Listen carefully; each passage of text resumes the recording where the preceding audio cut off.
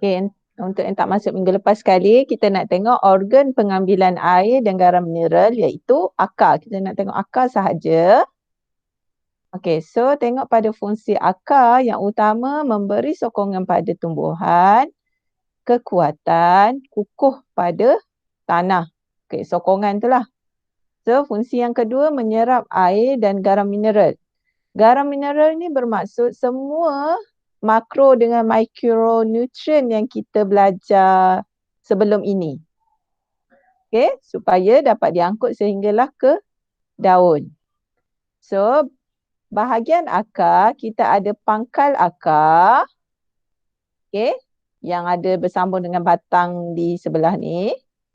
Lepas tu kita ada kawasan rambut akar yang penting. Dan kita ada jidal akar. Jidal akar ni yang berada di hujung cap yang menutup hujung akar supaya melindungi akar daripada kerosakan. Pangkal akar ni yang nak bersambung dengan batang atas dengan batang akar yang tengah. Jadi kawasan pertumbuhan tanah ni lah. Rambut akar adalah sel yang memanjang, sel epidermis yang memanjang supaya menambah jumlah luas permukaan akar, meningkatkan penyerapan air. Akar yang bercabang lagi-lagi pecah-pecah lagi ujung-ujung ni kan. So, pada akar ni kamu kena tahu struktur start daripada epidermis, ingat daripada luar. Yang pertama epidermis, yang kedua cortex. Okay, tengok lapisan ni. Epidermis, lepas tu kita ada lapisan cortex, lepas cortex kita ada endodermis dan kita ada silinder vaskular. Silinder vaskular ada xylem, phloem dan pericycle. Pericycle ni yang mengelilingi yang putih ni. Mengelilingi xylem dengan phloem. Ganglion vaskular pula adalah tisu yang boleh buat apa? Pertumbuhan sekunda. Ingat balik yang kita belajar dalam bab 1. So, kita tengok pada sel epidermis. Tadi teacher cakap kena tengok pada dia di mana, ciri dia apa. So, sel epidermis ini tersusun rapat. Okay, dia sangat rapat. Dinding sel nipis, membran sel telap terhadap air. Okay. Lepas tu sel epidermis yang membentuk rambut akar. So ada yang mengunjung membentuk rambut akar. Okay, lateral tu maksudnya secara ni lah lateral. Oh lateral lah, ke tepi bukan ke atas.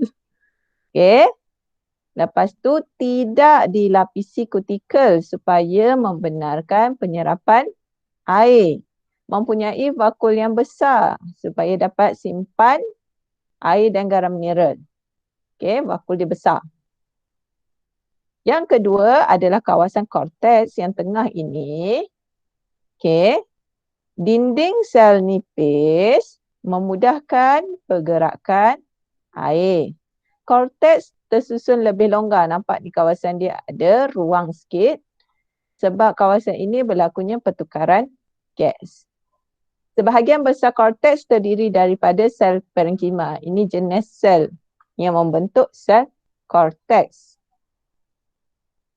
Okey, kawasan endodermis. Ini kawasan endodermis. Dia satu lapisan, setebal satu lapisan sel sahaja. Tersusun rapat. Antara dinding sel dia, ada kawasan dinding sel dia mengalami penebalan lignin. Teacher Subirin teacher tak terangkan teacher terus masuk lignin je senang. Okey, lignin ini bila dia ditebalkan dengan lignin yang warna merah ni, dia bermaksud dia tak telap air. Air tak boleh lalu kawasan yang berwarna merah ini. Kawasan merah ini kita panggil jalur Casparian.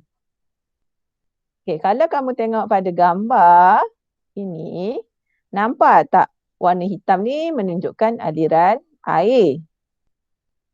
Maksudnya air mengalir, yang ni boleh lalu ke tepi. Ni kat sini dia tak boleh lalu, maka dia melalui sel.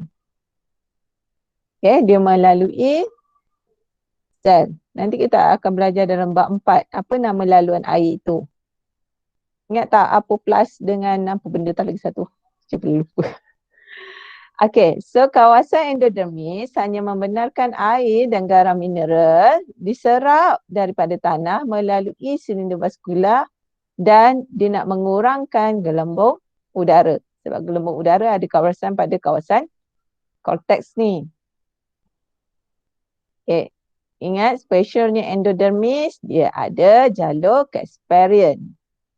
Silinder vaskular pula terdiri daripada xylem dengan phloem. Ini dia tak classify, gambar ni dia tak jelaskan mana xylem, mana phloem. Dan dikelilingi oleh pericycle. Okay, terdiri pada tisu xylem, tisu phloem dan tisu pericycle yang setebal satu sel. Pericycle terlibat dalam pertumbuhan sekunda dan pembentukan cabang akar.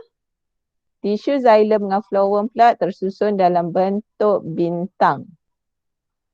Okey. Tisu xylem mengangkut air, tisu phloem mengangkut bahan organik seperti sukrosa. Okey, itu saja untuk yang last week punya, recall balik yang last week punya.